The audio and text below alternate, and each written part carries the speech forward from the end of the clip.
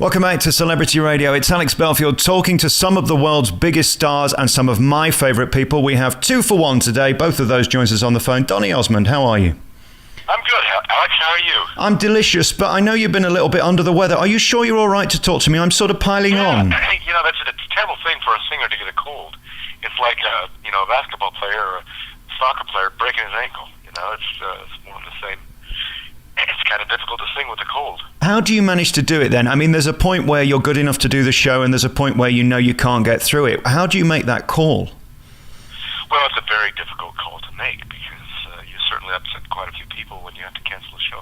I did last night. I had to cancel last night's show.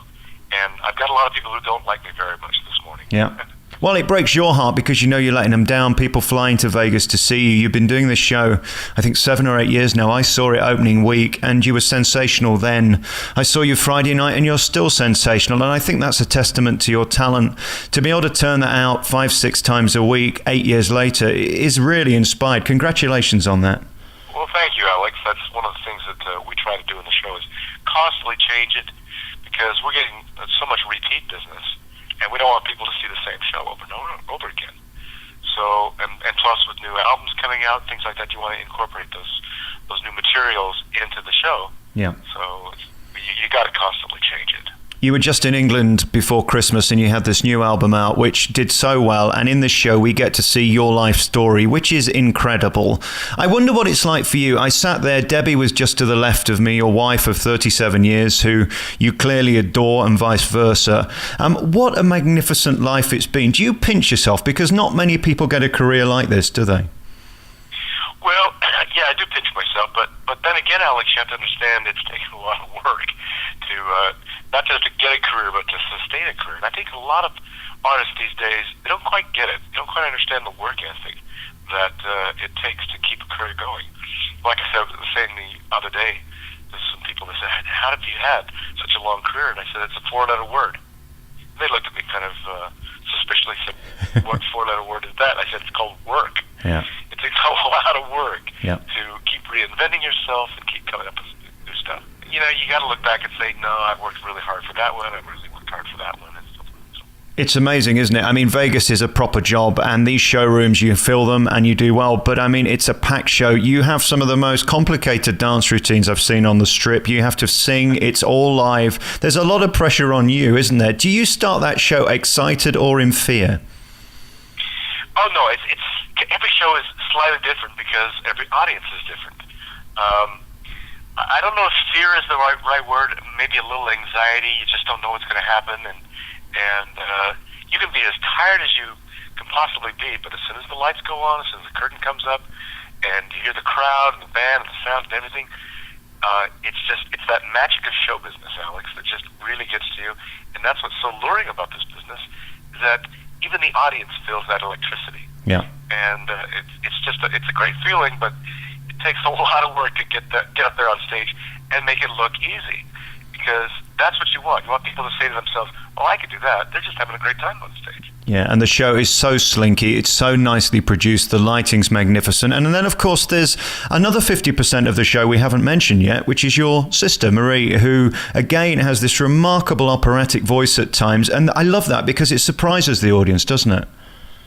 Well, here again, you got to surprise people. You know, you got to give them more than what they bargained for, so they do come back. Yeah. And so, as you saw Friday, we give them everything, the spectrum. That's called variety, and you've got to give them so much stuff when you're putting on a variety show. I don't know what I know. I've been reviewing theatre for 20 years, but honestly, I've never seen anybody look more at home on stage than yourself, and that's unsurprising. When we see your career, I did the last UK interview with a man called Andy Williams, and I think it's fair to say without Andy, your life could have been very different. Very different, because Andy gave me my debut when I was 5 years old, and I did that little tribute, as you saw, sing Moon River, and I show the footage of my very first performance. And it's kind of a touching moment, I'm sure, for the audience, but it certainly is for me, because it really does take me back to that moment when my life was defined at 5 years old. That's that debut performance. Do you ever remember not being famous, Donny? You know, that's a great question. No, I don't know what it's like just to be a normal person to walk down the street and just be autonomous. There's a strain that comes with that, and there's a pressure and a responsibility. I asked this of many of the legends I've spoke to over the years. I wonder whether there's been times, because we're going to get to those in a bit, there have been very difficult times in your life, personally and professionally. Has there ever been a moment where you've seriously wished that you were just working in a store somewhere and could be Mr. Anonymous?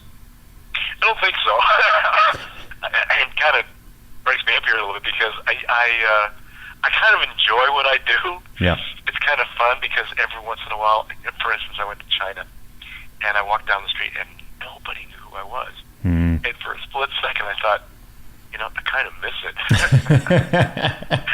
Because, it's nice to have a normal life. And I do have a normal life when I come back home to Utah. And I get out and I mow the lawn and I go to the grocery store, fill up the car with gas, with petrol, and do the normal things, take out the rubbish, all of that stuff to keep me on a normal kill. Yeah. But when I'm an entertainer, I love the celebrity. Yeah. And it's been an extraordinary life. When we last spoke, we spoke about that fear of walking on stage. I wonder at this point whether it's totally exciting, daunting, or whether you ever fear you could go back to that point, because there is a responsibility with walking out in front of 1,000 people in Las Vegas. I mean, you've got to deliver, especially like today. When are you going to feel 100% again? It's a strain. Well, I'm trying to get to be 100% here in the next 6 hours, because I have a show in about 6 or 7 hours, and so, but at some point in time, Alex, you have to say, I'm only human. Yeah. I can only do what I can do. And that's what the audience has to expect as well. But there are a lot of people who just love to complain when you miss a show. Yeah. But there's only so much you can do. If you can't sing, then you can't go on stage. Exactly. I want to talk to you about life and your feelings about it at this point. As far as I'm concerned, you seem to have beat the business. You've got your own path now. You've done everything you need to do. I think, is it something like 137 albums or 60, something like that, isn't it? It's 60 albums. This is my 60th album. I mean, remarkable. Yeah, it is remarkable, and I'm grateful for it too. But when you think that I was recording for 3 different entities, the Osmond brothers, Donny and Marie, and myself. So I had 3 different recording careers going on at the same time. And somebody told me the other day during an interview, they said, Donny, do you realize you, as an artist, tied the Beatles in the amount of gold records that earned in 1 year? Wow. 5 albums. And it's legacy as well. It's the fact that you're a household name. We don't even need your second name at this point. But it's interesting, your professional success, to me, is not as remarkable as your private success. I think the fact that you've been married so long and still achieve happiness. I looked to your wife on Friday night, and there she was in such awe and admiration, and clearly so in love with you still after all these years. How do you achieve that? It seems to me these days people get married, 6 months later they get divorced. You're really the opposite of that. Well, first of all, thank you. I married right, married up, as they say. We try to keep success, at least in the show business world, in perspective, and realize it is a temporary thing. One of these days, the curtain's going to come down permanently, and it'll be on my watch when I want to do that. But I'll always be a husband, I'll always be a father, I'll always be a grandfather. Those things are the most important things in your life that give you stability. And I mean, before Michael Jackson passed away, he would call me every once in a while, and first thing he'd always say is, tell me about your family. And so no matter what kind of success you attain in life, and it's great to attain that success because it's self-fulfilling, and it really makes you feel good about yourself. But if you don't have your foundation there isn't any success that can compensate for failure in your home. And so I do spend a lot of time. For instance, last night I was just sick as a dog. But my son was giving a performance in a cappella at his high school. It was his final performance. I was not going to miss that. And after the performance, I mean, it made it all worth it. I walked up to him and he looked at me with the biggest smile on his face and said, Dad, I know you don't feel good, but I really appreciate you being here. Those are the moments that really matter in life. Yes, a standing ovation at the end of a show. Yes, that magic of show business and being on stage and the lights and the adoration. But those moments when when your boy says, "Dad, I know you don't feel good, but thank you so much for being here." Yeah. That's the most important thing. And again, for all the standing ovations, they're not going to bring you a bucket at 3:00 in the morning, are they, Donny? No, not at all. There's about 300 questions I've got from that last answer. The first is that you say that it will be taken away one day. I wonder whether at this point you really believe that. There's nothing to take away. I mean, you've made it. You're here. You'll be here as long as you want to be. Your audience will follow you. Do you still think there is a possibility it could be taken away? Because that to me seems insane. No, not taken away. It'll come down, like I said, on my watch when I want it to come down. I never want to get kicked out of the business. I don't think that's going to happen because, yes, I have survived it.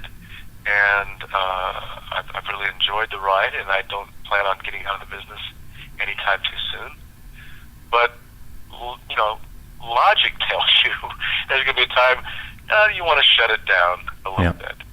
And that day will come eventually, but not anytime too soon. And then the wife, Debbie, there sat admiring you, loving you, supporting you through all the good, the bad, the indifferent. And I wonder now whether you've worked out how you've made that work. Is it one of compromise? Is it one of just alchemy, finding the right person? Have you analysed why you're still together after all these years and so many people aren't? Well, I don't want to oversimplify something that gets very complicated. But there is some simple tricks to it. I don't know if tricks is the right word, simple facts. And that is, you have to be in love with each other. You got to find somebody you're just in love with. What happens over time is that love can kind of fade if you don't try to keep it ignited over time. I constantly date my wife. I mean, I'm constantly taking her out to dinner and buy her flowers and things like that, as if I'm still courting her. Yeah. And it just keeps the relationship alive. And you have to respect each other too. You know, sometimes, actually, 100% of the time, when you're arguing, you're just arguing because you want to be right. Right. And we have a little saying in our home: if my wife and I argue and I know I'm wrong, I'm man enough to admit that I'm wrong. But if I know that I'm right, I'm man enough to admit that I'm wrong. That's brilliant. And then when you look at her these days, do you still feel like you're the luckiest man on earth and that in fact you're lucky to have her and not the other way around? Most definitely. And one thing you've got to be careful of, because there's a lot of fish out in that sea, is that when you get married, you are dedicated to that person. I mean, there's a lot of women out there that I could have married, but I chose Debbie Glenn, and I'm glad I did. She's a wonderful woman for me. What gives you more joy at this point when you look back? Having children or having grandchildren? There's a different type of love and fun, isn't there? Oh, it's totally different. You know, sometimes as a parent, you wish you would have started out with grandchildren and then have the children. But then again, your children would have been really spoiled. What's your Christmas like? Give us numbers. So we've got how many direct children, then how many partners, then how many grandchildren? Well, let's see. It just in my immediate family, my wife and I have 5 boys, 3 of which are married. Our 8th grandbaby is in the oven, as they say. Wow. So Christmas can get a little crazy at times. It is a true miracle, and it's a wonderful feeling to know that that's your little grandbaby. And it like you said, it's completely different than your children. Yeah. Although there is a thread of continuity of love there. It's your child's child. Yeah. But it's just, when I had my first grandbaby, I thought, I'm too young to be a grandpa. You know, to be called a grandpa at my age, I just don't get it. And you know you're not right. You know you are old enough now to be a granddad. You do get that, Donny? I do get it now. Yes, I do. Life is cruel. A couple of gray hairs, and I thought, yeah, you are a grandpa. There you go. How's that going, by the way? Do we dye the hair, or is that natural at this point? Oh, I'm kind of natural as much as possible, but I try to keep it as brown as I can on my sideburns. Are you one of these guys who wakes up one day and looks in the mirror and thinks, I'm looking at my granddad? Has that point sort of arrived yet, or are you still seeing yourself as an 18-year-old? I still see myself as a teenager. In fact, I act like a teenager. My wife tells me all the time, please act your age. And I love that spirit. We get to see that on stage. And I wonder how you've sort of come to terms with religion and spirituality. I've always felt your performance is sort of a religious experience. There's something about the unity of your audience. Is religion something that's a big part of your life every day and certainly on stage? Because you've always been wholesome and it's never been fake. You've always been authentic with that. Right. Well, first of all, thanks for the compliment. I don't put my religion on stage. I don't try to preach. You know, being a Mormon, I really enjoy what the theology of the Church of Jesus Christ of Latter-day Saints. I love the way it respects deity. I love the whole concept of family, eternal families that it teaches. But I really respect other religions as well, and that's why I don't bring my religion on stage. If you get a religious experience, then that's up to you, because I'm not a hypocrite. I will not do something on stage that I won't do off stage. Right. And that's the way it'll always be. Does it ever disappoint you, the mockery that your church gets? Because, I mean, there's a musical on Broadway that is probably one of the most offensive pieces of art, albeit hysterical, but it is offensive. I mean, they go to the absolute extreme. Does it sadden you that it's sort of become a laughing stock? Not really, because I thought it was really interesting that even the church advertises in the playbill. Oh, is that right? Yeah, I think it's fantastic. And I love that. It certainly has brought a lot of people into the true understanding of our faith. Yeah. That it is truly a Christian church and not a cult. So, you know, what's the saying? Criticism is the best form of flattery. What's that saying? Yeah, well, parody certainly is, isn't it? You're nothing until... Parody, yeah. And so I don't mind it, because it really heightens the notoriety of our faith, and so people have a little bit of intrigue, and they investigate a little bit more, and they realize, wow, it isn't what I thought it was. It's amazing when we look over your career at what's changed in the world, and it has. I mean, you've seen greatness, you've seen technology, you've seen 9/11, you've come through all of this stuff. What's your take on the world at the minute? Do you think we're in a good place, or are you disappointed by the world, or do you just get on with it? I think we're in a transitional stage, you know, of tolerance. I think we have to be very tolerant with one another, especially with religion and different ideologies. There's not much sign of that, really, is there, going on at the moment? It feels like we're all at odds. Not a lot, especially within these transitions of communication. Communication is going to just advance even further, and it has ever since the beginning of the advent of the internet. But I do believe that there's got to be much more tolerance and love and kindness and respect for other people's beliefs. It always saddens me, and you see it in this country as much as you do in England, that people spend so much time and energy hating when they could be loving and just getting on with it. It seems like it's become a cult that people seem to love to hate. When you give somebody a computer, it becomes such a critic.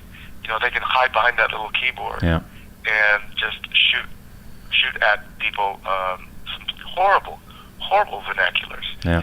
And you know, I don't believe in that. I think, you know, don't criticize unless you know something better, and unless you can do something better. I don't think there'll ever be another generation of your star. When I look at how you grew up and who you grew up with, in this final segment, let's just talk about, you mentioned Michael earlier. I think he admired you. You know, when I look back now, it seems to me, I think he would have liked your life. I just saw the MJ1 show the other day here in Las Vegas. I think it's one of the most beautiful shows in the world. I'm such a big fan, as I know you are, and you pay tribute to him in your show. It's utterly devastating that it went the way it did. Well, I have a little insight in that because I had such a great relationship with Mike, and as I mentioned earlier, he would always call me and talk about family. He didn't have that strong family that I grew up with, and Mike and I were going to do a single together. Do you remember the song, the Stevie Wonder song, I Wish Those Days Could Come Back with Both? It's a great song. Yeah. I cut the track, and I went over to Mike's house and I played it for him, and he said, oh, we got to do this together. This is going to be huge. And because the lyrics were so appropriate for both of our lives. And we're all excited, and then things just took a downturn for Mike, and he called me up and said, Donny, we're going to have to postpone this until all this blows over. I said, no problem. we'll wait until it's the right time, and that time never came. In fact, I played the track for Stevie. Wow. And Stevie said, "Oh, this is going to be huge." And he said, "You got to get close to Mike because he's falling. He's falling fast." And I said, "I'm doing my best." You know, in your career, there's been so many stories like this. I interviewed Amy Winehouse many years ago. Michael was another one. What is it with people who are so ridiculously talented not being able to cope with it? It's tragic, isn't it, that you're blessed with so much and then have so little? It's not the talent, Alex. That's not what kills people. It's what I refer to as the yes people. Right. It's all these people around you that just keep building you up and building you up. And there's a little saying that I also use: the air is rare up there. And when you get to that height of notoriety, you start believing your own hype. And you start looking in the mirror thinking that you're invincible and rules don't apply to you. No, rules apply to everybody. And if you want a good relationship with your spouse, there are rules that apply, consequences for making mistakes. If you want to be a good dad, there are rules in how to raise children, and unless you want the consequences of rebellious children. There are rules to abide by. Nobody is above the law. Who's the person in your life who's had to pull you down a peg or two at times? Is it Debbie? Is it your wife? Oh, I think it happens naturally. Yeah, my wife is definitely a barometer for me, but my faith definitely is a huge barometer for me. It keeps everything in perspective. But you have to constantly keep pulling in those reins, because as you saw at the show, you get a standing ovation at the end of the show. Well, guess what? You got another one 24 hours later, right? And you got to start over. And now you got a cold. Yeah. I always remember an interview with Larry King talking to Luciano Pavarotti, and he said, "What pressure is on you to sound like you before you go on stage?" And I guess we need Donny to sound like Donny. Donny with a cold that sounds like Marie ain't going to work, is it? It's not going to work. Well, I've got some work to do here in the next 6 hours. What's your legacy, Donny? What is the thing that you would love people to say? When I look at your career, it's phenomenal. TV host, yes, we can check that box. You did that magnificently. Of course, recording artist, solo, brilliant. The Osmonds, fantastic. Musical theatre star, you did it masterfully. What do you want people to remember about you as the best thing that you did as well as you possibly could?